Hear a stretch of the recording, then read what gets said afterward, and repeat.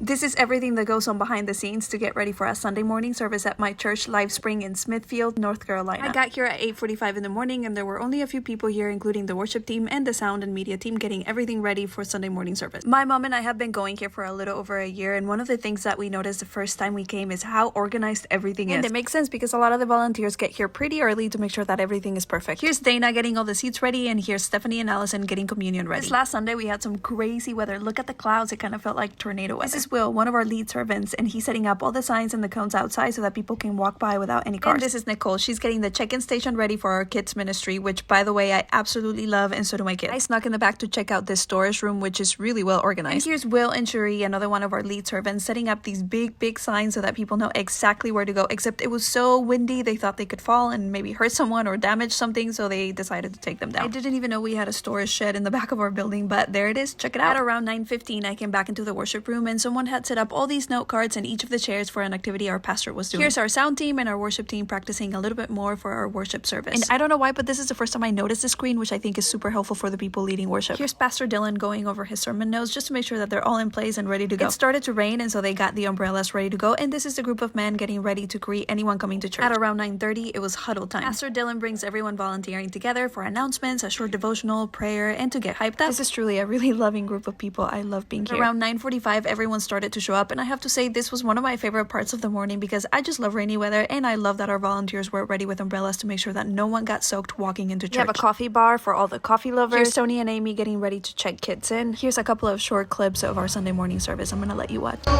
We're so glad to have you. I forgive you. We're going to talk about what forgiveness is. The sermon was about forgiveness, and during communion, Pastor Dylan asked us to write on a note card the name of someone that we were ready to forgive. If you're close to Smithfield, North Carolina, we would love for you to visit us at Live Spring. We are located right next to Planet Fitness.